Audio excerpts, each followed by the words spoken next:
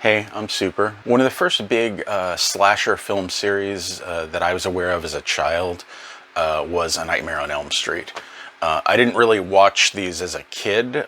My taste in horror as a kid was a lot more frequently along the lines of like the old Universal black and white movies. But even then, I knew who Freddy Krueger was. Like, as an 8-year-old, when the first of these movies came out, it was impossible to not know about this creepy dream demon who could kill you in your sleep. So I'm going to go through a rundown of all 9 movies that feature Freddy in some form, and then give my thoughts on the series and my own personal ranking of the films from worst to best. So, welcome to Super's Nightmares.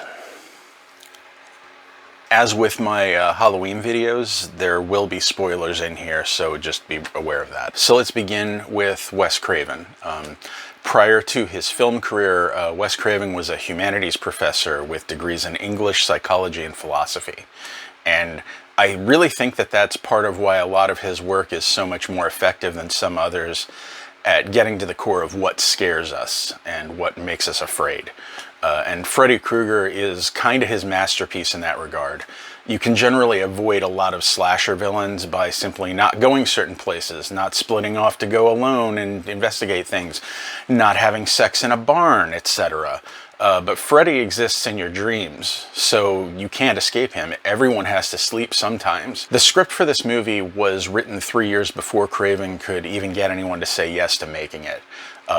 Everyone at every place he went to passed until he went to a small company called New Line Cinema. And that ended up being a really good decision for New Line as well, because it was a very tiny studio at the time. In fact, this was the first movie that New Line actually produced. They had, prior to this, just been a distribution house for other production companies. Putting this out essentially made New Line Cinema into a real company, which is not bad for a first film. So as a very basic rundown of the plot of this first movie, it starts with a teenage girl named Tina having a nightmare.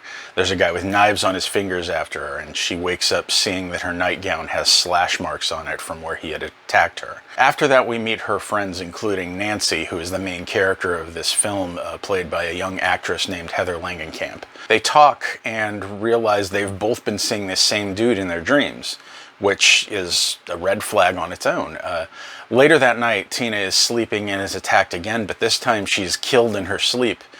And this first kill in the movie, where Tina is on the ceiling being essentially just shredded, is still very effective even now. It was not a movie with a massive budget, but they knew how to make that work, and it's very bloody but scary. Nancy's having more and more nightmares as well, and after a few of these incidents, she realizes that if she holds on to something in the dream world when she wakes up, she can bring it into reality. She ends up with a hat with the words Fred Krueger written on the inside, and she confronts her mom, who admits that there was this guy who was killing children, and a bunch of angry parents got together and they burned him alive. Also, her mom, for some reason, has kept the knife glove thing of Freddy's in her basement, hidden away, which honestly seems like very odd behavior as like a thing to keep, like she's keeping a trophy or something, and it makes me wonder if Nancy's mom has been killing more people, but they never address that. After more of Nancy's friends get killed, she enacts a plan to grab Freddy and bring him into the real world to stop him. A lot of this involves essentially home aloning the house with various booby traps. Also, booby traps spelled backwards is party boob. She manages to pull him into reality and fights with him a bunch, sets him on fire, and then Freddy kills her mom.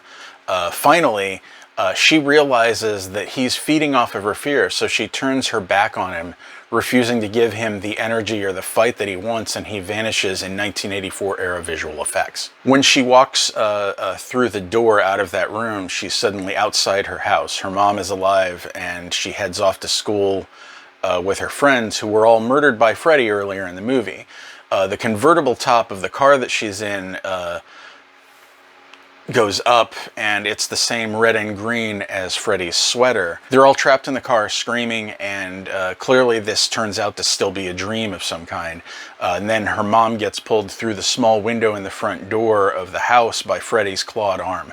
The effect there does not look great, but it was the 80s. Nancy's fate at the end of this movie is unresolved for now. I do think it's important to note the ending of this was a compromise between Craven and New Line head Bob Shaye. Craven had wanted the end to be more of a happy ending that was also sort of dreamlike, so it was a little bit of an ambiguous ending with Nancy just driving off into the fog. Indicating that maybe all the horrors that she'd seen throughout this were a dream. Maybe the nightmare wasn't quite over, but you weren't sure. Shaye insisted on a twist ending where Freddy was driving the car that she was in, wahaha. And Craven didn't like that at all, so they were working together on some kind of compromise, and what we have in the movie is what they came up with. I personally think that Craven's ending would have been better. As it is, it works for it, but it also kind of is a little muddled because as part of the series, the implication here is that Nancy is probably about to die, but we know she doesn't because she's back for the third film in this series. And Craven didn't want to make this into a franchise in the first place, which is why when they started talking sequels, he didn't want anything to do with it. I appreciate within this movie that Freddy is not portrayed as actually being funny. He's more like the bully that you have in middle school who keeps saying stuff he thinks is hilarious, but nobody else is really in on the joke, and also he murders you. So I guess a little different from the bully in middle school most of the time for us in that sense, but whatever. And also this kind of makes sense because Craven has stated that he named Freddy after his own childhood bully.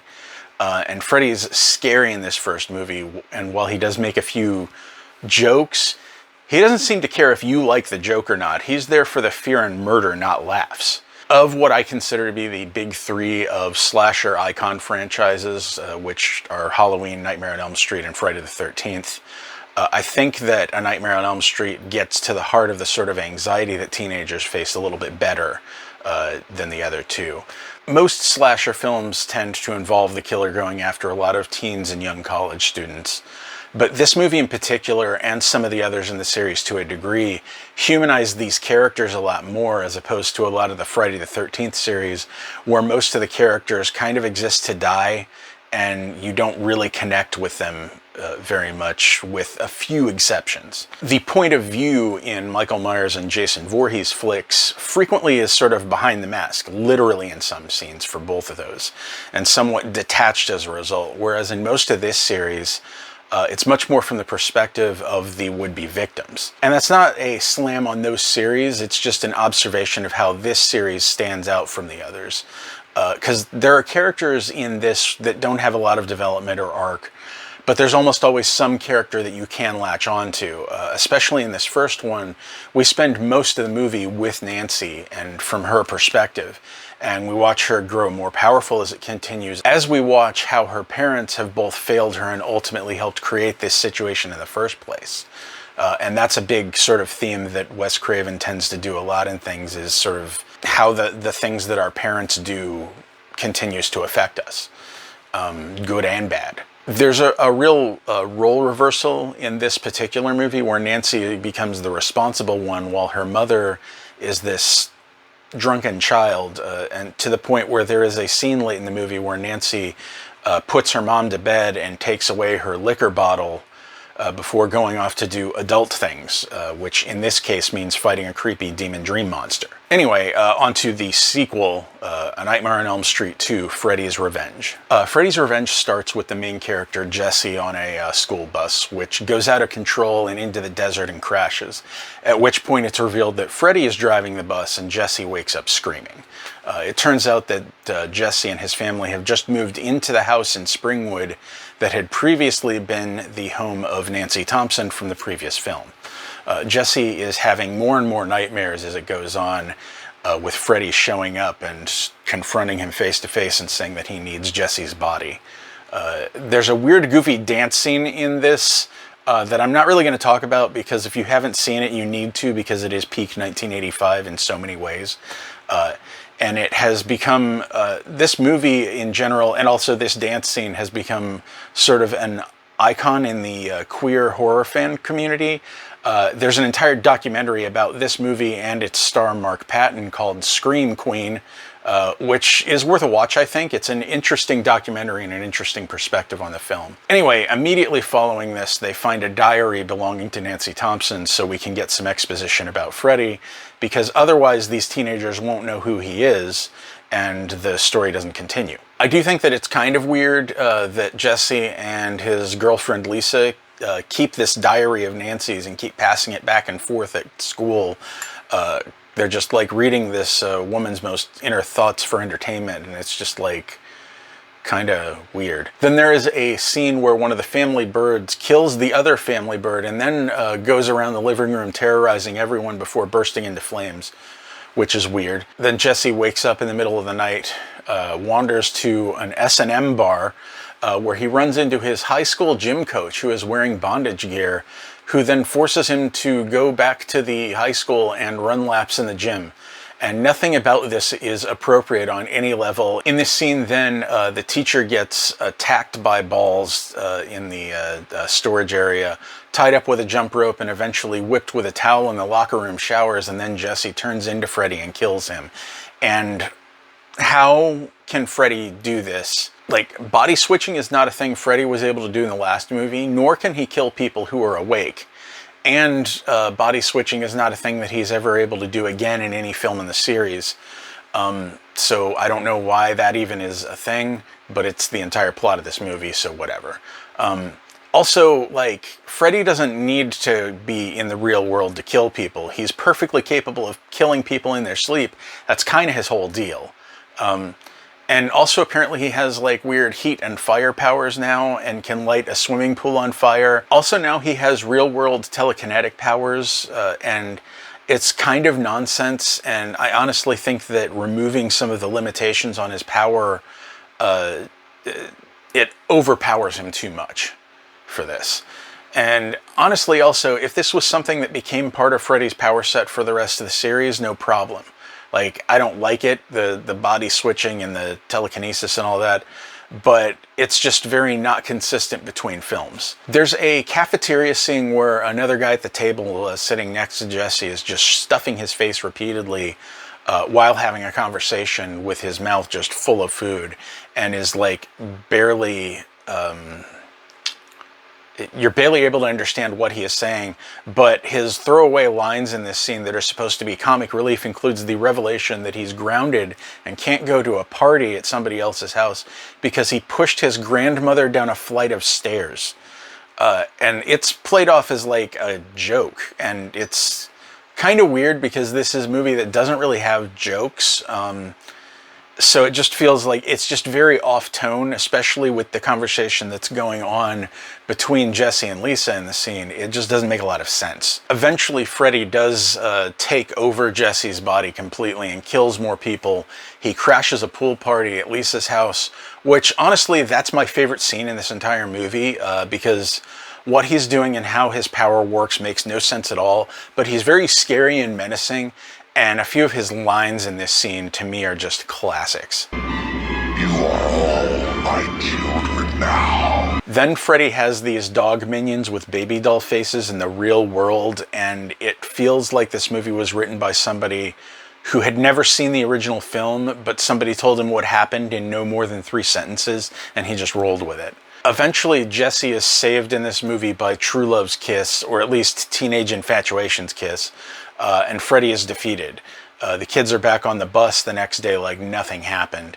But nope, twist ending, Freddy's driving the bus off into the desert again. The end. This movie wasn't really very well liked on release, but in recent years it's gotten a bit more of a cult following. It didn't seem to follow a lot of the rules that had been established in part 1, and there's a lot of homoerotic undertones and overtones that people at the time were not comfortable with. And obviously I'm not a fan of this plot as a whole, and how they made some seemingly arbitrary choices and changes to Freddy's abilities, but I do think that Freddy is suitably terrifying in this. There's a lot of emphasis on body horror that the series doesn't usually get into that is, I think, fairly well done. And I kind of like the subversion in this movie where Jesse is the damsel in distress who needs to be saved by his girlfriend. And I like the design of the knives in this where it's not on a glove, it's like it's organic, kind of part of his hand. It feels extra wrong, but kind of in a good way. A lot of the Freddy makeup effects are pretty well done. I particularly like a bit early on where Freddy peels part of his scalp off, exposing his own brain underneath it. It's very gross, but it's effective and it looks good. Freddy's Revenge didn't do badly at the box office. It made $30 million off a $3 million budget. But the original had made $57 million off a budget of just a little over $1 million, and the reviews for this second one were very negative. So for a while, New Line wasn't sure they were going to even continue the franchise at all, because it seemed to them like maybe the first one kind of could have been a fluke. Eventually, they decided to give it another shot, and multiple scripts were submitted to them, including one written by John Saxon, who had played Nancy's father in part 1. And it was a prequel where it turned out Freddy was innocent but framed for the child murders by Charles Manson. Wes Craven wrote a treatment that they rejected, but it eventually became the basis for the 7th film in the series, Wes Craven's New Nightmare. But I'll be getting back to that later.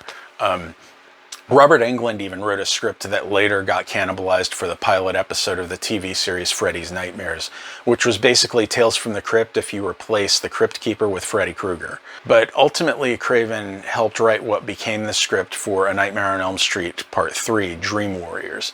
As I'd said earlier, Craven didn't want this to be a franchise, but as seems to happen a lot with these things, he figured he would come back and he would write in an end to this series, and that was what he intended here. So Dream Warriors begins with Kristen, a teenager with, as in part 1, a mom who is not really there for her and is having bad dreams.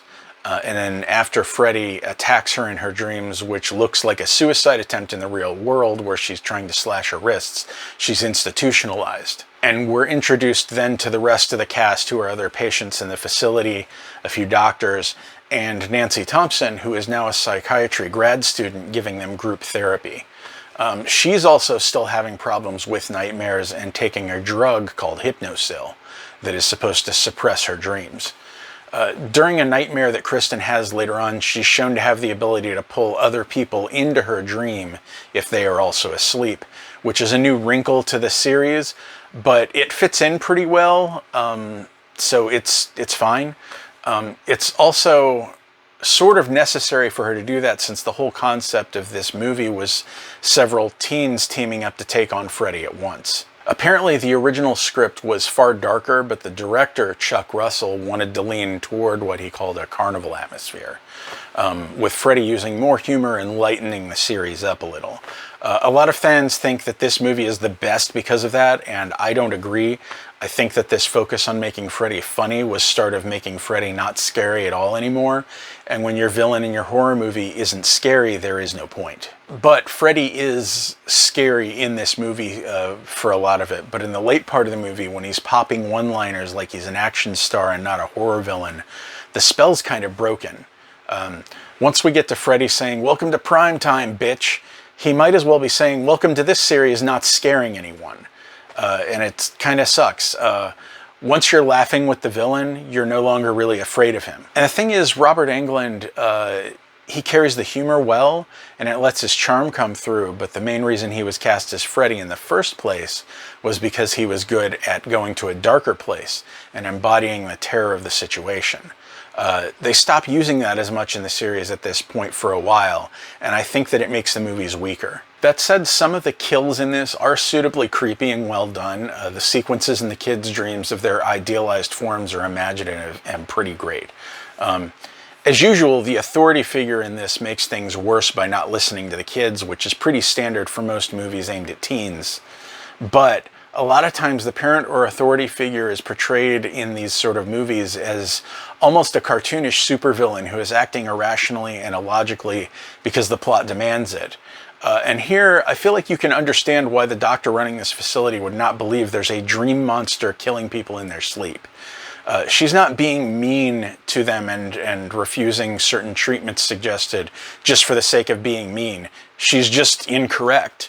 And it makes the situation feel a little more real, even as fantastical as all of this is. Freddy starts killing more kids.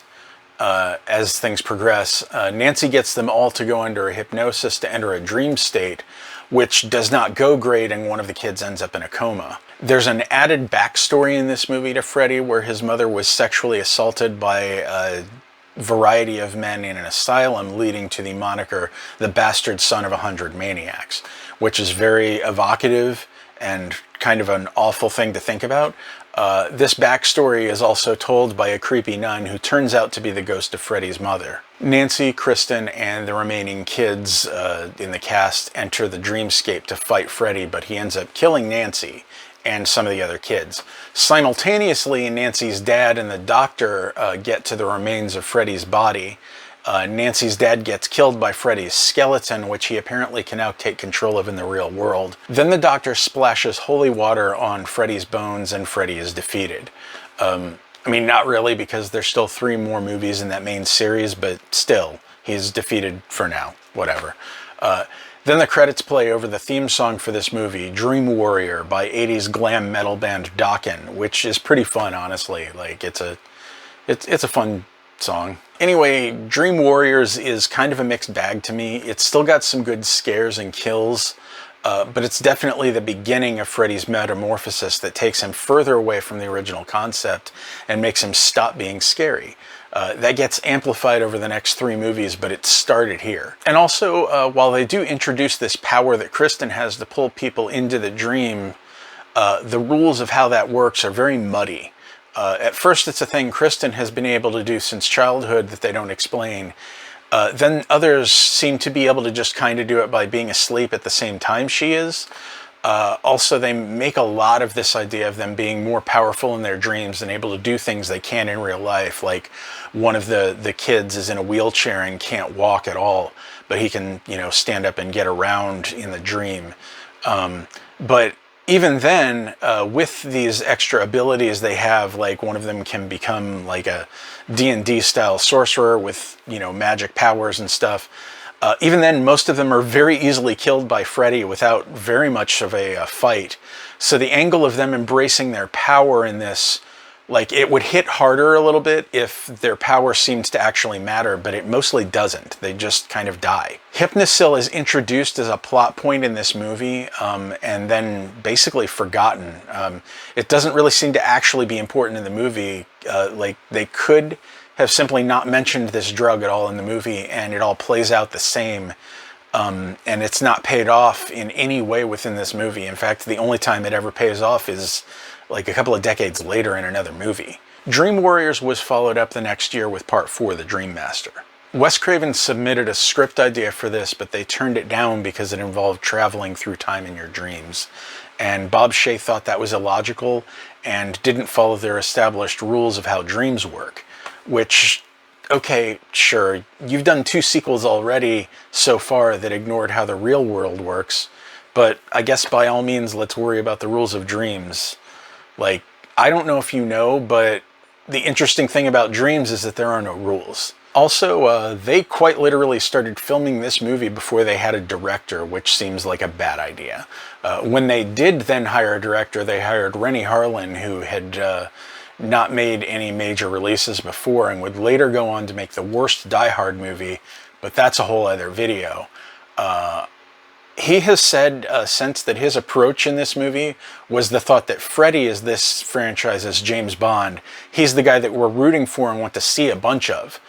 So again, as this series goes on, they further and further don't care if it's scary, which is a poor decision for a horror film. A lot of the production of this was in the middle of the Writers Guild strike in 1988 that lasted from March to August. So there's a lot of stuff that was just thrown together and improvised, and it shows. 2 of the teens from Part 3 are back with the same actors, and Kristen is back too, but played by a different actress. And then those 2 other teens are killed almost instantly in the movie, and we're back to Kristen pulling people into her dreams. Kristen has a friend named Alice in this, who we're introduced to when she's heading out of her house, and her dad says, "You're leaving dressed like that?" And, like, it's weird because she's not wearing anything revealing or provocative or anything. And even if she was, it wouldn't matter. But what she's wearing is like 3 layers of clothes, long sleeves, a sweater. So like, is her father just a fashionista or something? Because otherwise, why does it matter and why does he care? It's weird. Freddy gets resurrected in this movie in a dream where a dog goes over to his grave, lifts its leg, and pees on it. And also the pee is on fire. Flaming dog piss.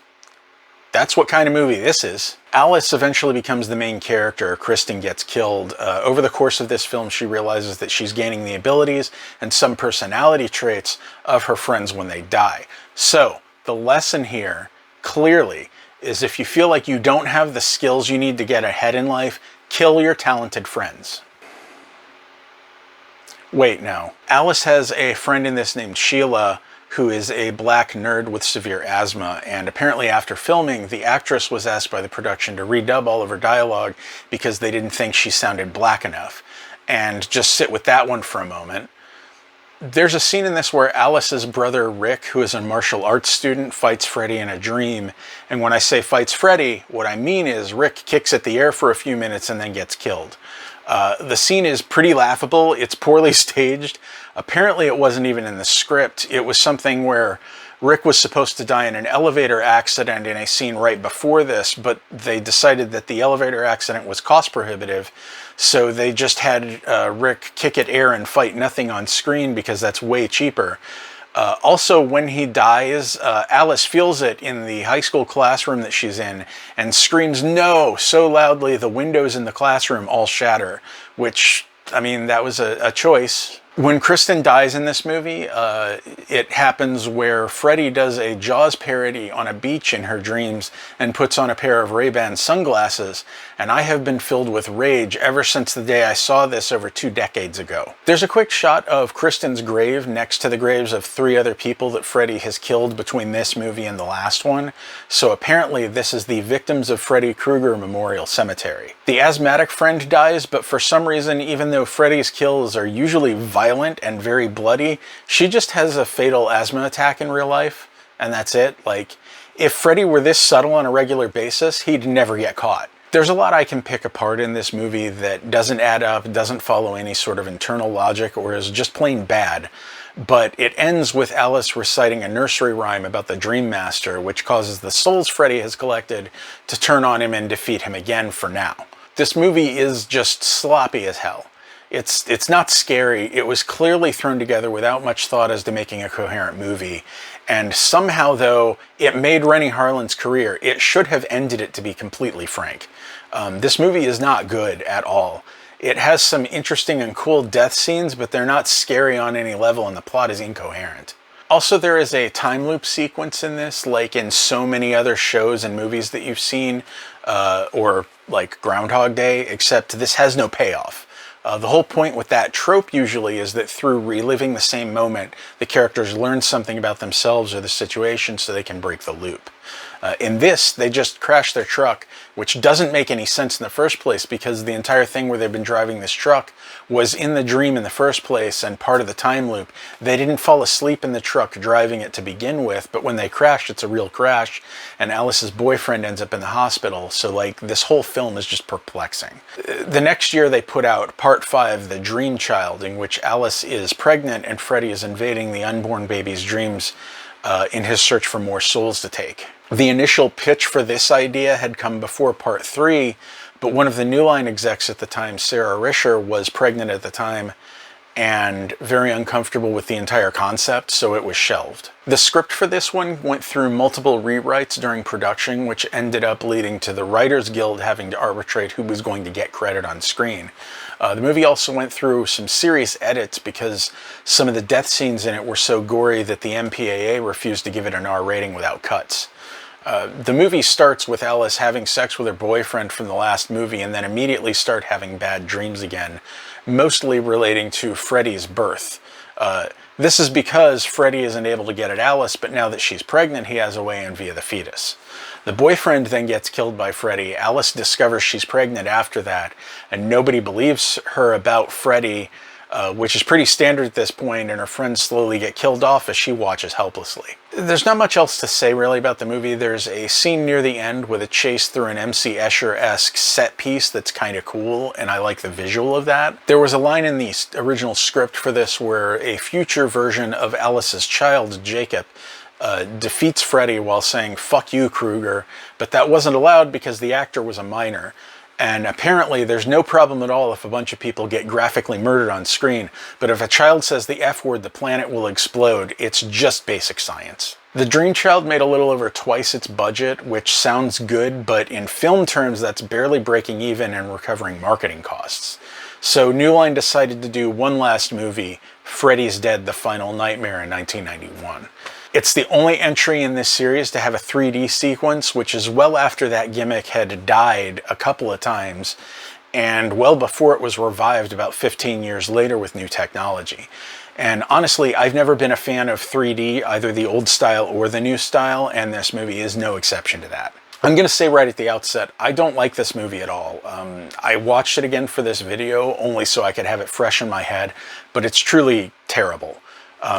It features the late Yaphet Kotto, who I'm a big fan of. He had been great in Alien, Live and Let Die, the very underappreciated Midnight Run, as well as his role as the lieutenant in the 1990s TV series Homicide: Life on the Street. And even he isn't saving this garbage. He's still making an effort here, just this story and plot are unsalvageable. The tagline for this movie is, "They saved the best for last," and not only is that a complete lie, but who is they in this context? Brian May did the musical score for this movie, and I mean, I can't say anything negative about Brian May's music. That and the fact that Robert Englund seems to be having a good time are about the only positive things I can say about this movie. I'm very glad that Robert Englund is having fun, because I am not. Freddy's Dead starts by telling us that the movie takes place 10 years later than its release, so it's 2001. And a rash of murders and suicides has wiped out the entire population of children and teens in Springwood, Ohio. Everyone else in the city is experiencing psychosis. Everyone. What do you mean everyone? The director, Rachel Talalay, has said that she wanted to up the humor for the finale, as it had been missing in the last movie. And boy oh boy, does this movie demonstrate that what we needed was not more jokes. Freddy's first appearance in this movie is as a Wizard of Oz parody where he's the Wicked Witch, and every time I've thought about it over the years, I am filled with hate. I do have to say, while these later parts of the main series aren't generally scary, the scene in this where the characters are accosted by Roseanne and Tom Arnold are terrifying, but not in the way that I think anyone intended. This sixth movie has basically turned the series into a full parody of itself. It doesn't understand what's scary, and it honestly doesn't care. Freddy kills a guy with a Krugerized Nintendo Power Glove, which was an instantly dated reference in 1991, and more importantly, not interesting. It also kind of hammers home how this movie claims to be taking place in 2001, 10 years into the future from the film's release, but they make not even a slight token attempt to not look and feel like it's 1991. And also, from the look of the video game sequence in this movie, nobody on the production staff had ever played a video game in their lives. Also, Freddy can now just erase people from reality because it adds in a backstory where Freddy had a wife and child, which ultimately doesn't really matter, except that it gives us a late second act reveal that the main character of this is Freddy's secret daughter. It's not really well pulled off, it's really not necessary, and it doesn't do anything. The movie does try to have some darker material relating to child abuse, and that could have been interesting and kind of empowering as they sort of triumphed over that.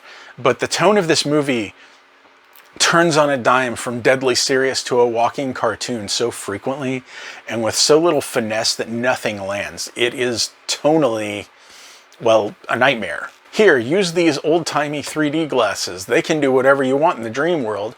I'm absolutely certain of this based on zero data other than meeting Freddy for 30 seconds 2 minutes ago. The excuse they use for the very short 3D sequence here is tenuous at best, and the 3D sequence is just kind of meh. While this series has generally been free of animal cruelty, as far as I can recall, This movie features a dream sequence where Freddy kills a hamster with a hammer in a classroom. It's just so you're forewarned if you decide to watch this shit movie anyway and you're really sensitive to that kind of thing. Freddy ends up getting defeated in this by Chekhov's pipe bomb. The 3D sequence is 13 minutes out of an 89-minute movie, and I'm not really sure that it is fair to have marketed this movie as 3D for that, but as I said before, I don't really like 3D movies anyway. Maggie, who is Freddy's daughter in this and defeats him at the end, ends the movie by saying the title, "Freddy's dead," but like the vibe I get from this scene is I don't really want to say this stupid line, but they couldn't come up with anything more interesting in the script. Like, she just has this look on her face that's like, oh God, don't make me say this line. Ugh. And that's the end of the series, but also isn't, because 3 years later in '94, Wes Craven came back to New Line and said he wanted to write and direct a new film for the series called Wes Craven's New Nightmare. This is the only time in all of the 9 movies that feature Freddy Krueger that has had a director return to the series. And it's only the second time a writer has returned to work on more than one film. The other one being Part 3, where Wes Craven had written part of the script. As I mentioned earlier, the plot of this was first suggested by Craven back when they were planning Part 3, but they rejected it at the time. New Nightmare did not do well at the box office, and it's the lowest grossing film of the entire series, which to me proves that box office does not equal quality, because this movie is an absolute delight. I think ultimately it was not marketed well, and maybe it was just a little ahead of its time, being that the plot was all a meta-commentary on the entire franchise. And Craven went on to do something similar with the Scream series to great success. But this was his first pass at that kind of material, and I think it's absolutely brilliant. It redeems the entire series for me. It almost makes the previous 3 films worth it, because you have to have lows to feel the highs sometimes. New Nightmare is about the actress who played Nancy in the first and third movies, Heather Langenkamp. And they establish early on that she's getting odd phone calls from some kind of stalker who keeps repeating parts of the Elm Street nursery rhyme and sending her creepy letters in the mail. She comes to realize through the course of the movie that Freddy is real. He's an ancient entity that had latched on to this film series, and now he's bleeding into the real world because the Nightmare series is over. Her young son starts exhibiting signs that he is being possessed. She is offered a chance to star in one more Nightmare film, but she turns it down initially before realizing that going back into Freddy's world might be the only way to stop him. A fair amount of actors from the series, as well as Wes Craven himself and producers Bob Shea and Sarah Risher, among others, appear as fictionalized versions of themselves. This film is a concept that could be done very poorly in the wrong hands, but Wes Craven knew what he was doing. There are very few light comedic moments in this. It's much darker and more serious than a lot of the series is. The moments of satire on the genre and on the Nightmare series in particular are done expertly. There's a scene early on where Heather goes on a talk show and they have Robert Englund, dressed as Freddy, surprise her during the interview and hop around comically mugging for the studio audience. But it's not played for laughs. It's a scene highlighting the ridiculousness of the clown character that Freddy had been reduced to by 1994. There are a few well-done red herrings within the story that serve to make you doubt Heather's sanity or wonder if there isn't some logical explanation for everything that's going on. Freddy himself doesn't even appear very much in the movie, but if you remember, he doesn't get a lot of screen time in the original either. But in the moments he does show up, there's no mistaking that he's not here to make us laugh. He's here to make us afraid and terrified and then devour our souls. If this movie has a flaw, it's that late in the film, it has a few audio flashbacks to remind us of things that we already saw in this film, and it felt like they were not confident the audience would get it. And that's a pet peeve of mine in filmmaking, but everything else is so well done that it's a really minor point. Eventually, Heather and her son go into the dreamscape and trap Freddy in a furnace, Hansel and Gretel style, and incinerate him.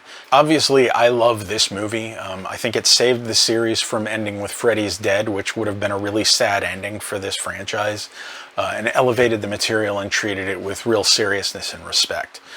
I can't really say enough good things about it, and every time I see this movie again, I love it a little bit more. However, after this, Freddy was dormant for the next 9 years until 2003's crossover film Freddy vs. Jason, in which Freddy ends up teaming up with and then fighting Jason Voorhees, the main killer for most of the Friday the 13th series. I'll be doing a separate video on that series next, but for now I'm just going to say the seed of this crossover was planted in 1993's Jason Goes to Hell, The Final Friday. At the end of that movie, Jason's mask is laying on the ground and suddenly an arm pops up from below with the familiar Freddy glove and drags the mask under into the dirt. Freddy vs. Jason has Freddy finding Jason in hell, disguising himself as Jason's mother, and convincing Jason he needs to go to Springwood and continue killing teenagers there. Freddy's doing this because he needs people to be afraid there and remember him so that he'll have the power to come back himself. Eventually, Freddy does get enough power to start killing again, but then Jason kills one of the teens that he was trying to kill, so now it becomes a big personal grudge match, and they start fighting each other, both of them at full power. The dialogue in this is pretty goofy in places, and there's a lot to kind of snark about, but it also contains this gem that I think is good advice. Want some free advice? Coffee. Make friends with it. Also, this movie is the only place where it actually tries to pay off the Hypnosil plotline from way back in Dream Warriors. It's never been mentioned since then, and it's mentioned here and used in a way that actually is part of the plot, and then is never mentioned again. Freddy vs. Jason is, depending on who you ask, either part of the main continuity of both series drawing them together, or it's its own separate continuity. I tend to think of it as its own thing. From the Freddy end of things, I feel like his main story ends with New Nightmare. It was a good bookend that Freddy's creator intended, and it was a good way for him to go out, I think. But it's a fun movie, nonetheless, to some degree. I think the plot itself has a few too many convenient leaps of logic for the teens to figure out what's going on. Freddy is still too jokey in a few of the scenes for my taste, and one of the characters uses a homophobic slur that really has no excuse for being in a movie this century.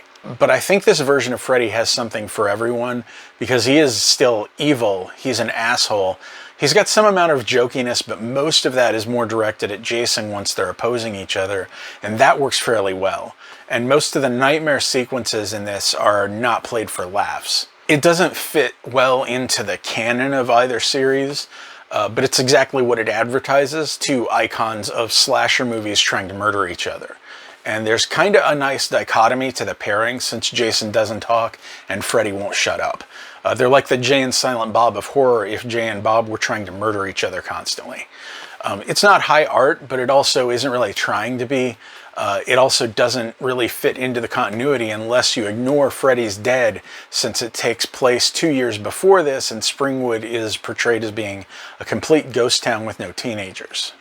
Wait, actually, that's kind of a vast improvement. Let's all just forget Freddy's Dead and pretend it didn't happen. That would be better. This also doesn't really fit into the Friday the 13th continuity very well for other reasons, and a lot more of them, but I will be getting into that in my next video. I think the ending that this movie gives, with each side being able to argue for why their favorite won while not having any clear answer, was probably the best move they could have had. Personally, though, I am on Team Freddy on this. And this is the last time that Robert Englund wore the Freddy makeup for a film. After this, the series was rebooted in 2010 with a new Freddy played by Jackie Earle Haley and produced by Michael Bay. And that should be a red flag on its own. A Nightmare on Elm Street 2010 is, well, it's something. It leans a lot more heavily on Freddy being scary and not a failed stand-up comedian who's taken up murder as his plan B, so that's good. But what's unfortunate is that the best scenes in this movie are less interesting versions of scenes from the original film. They're usually heavy on CGI in a lot of this and light on practical effects, which makes everything look a little bit more fake, and it results in nothing feeling very scary at all because it doesn't feel real. Even the Freddy makeup itself is CGI enhanced, and it's just not as satisfying. Like, it looks like his makeup ends up looking like it's a prototype of the Snoke character in the recent Star Wars sequels.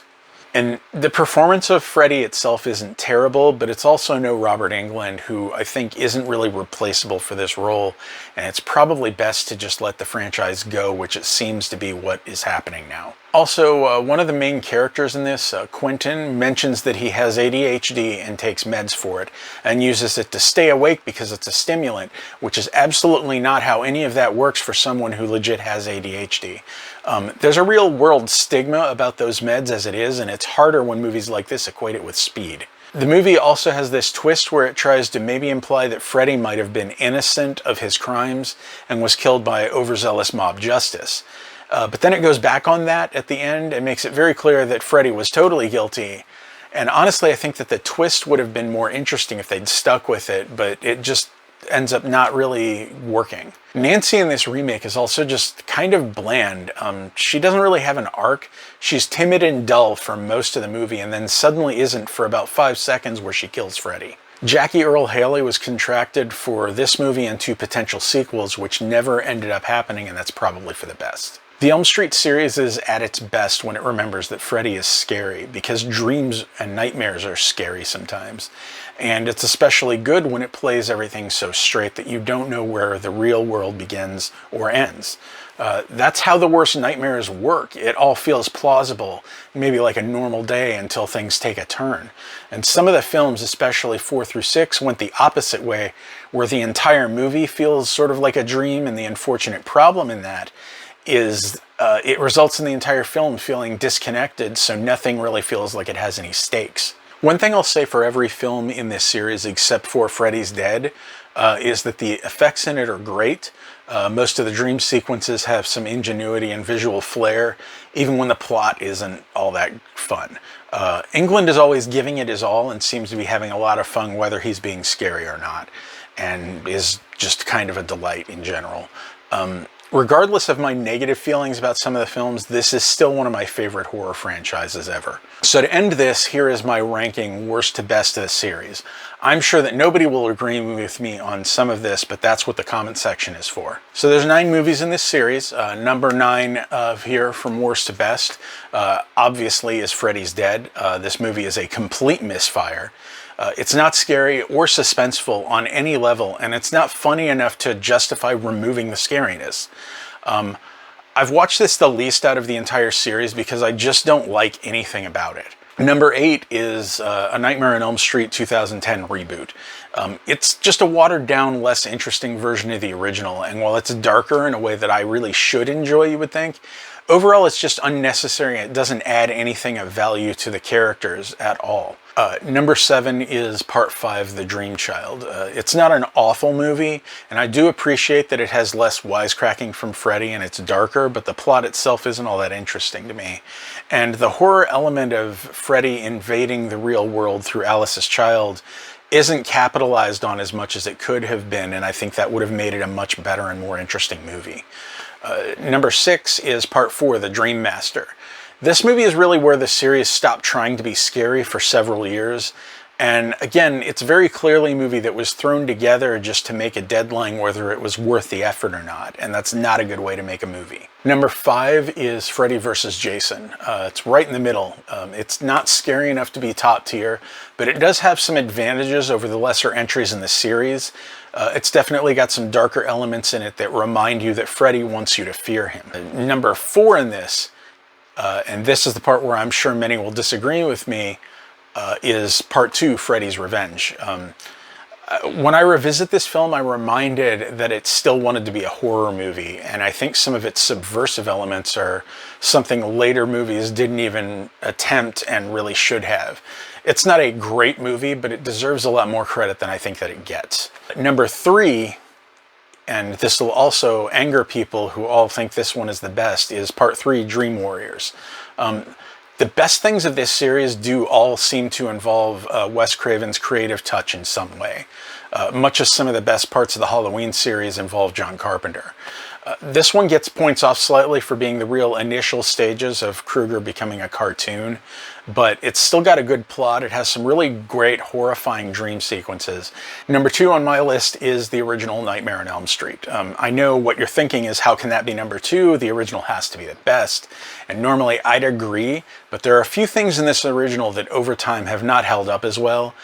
Mostly because Wes Craven wasn't an experienced filmmaker at that point, and the compromises that he had to make, especially in the ending, I feel make it a slightly lesser movie than number 1. But I have to stress that it is a close second to number 1, which is Wes Craven's New Nightmare. There is no compromising in this movie. It's Craven as a much more seasoned director and writer, and it's giving us his complete vision. And showing us something that goes back to the scary roots of the idea of Freddy, but making him more primal.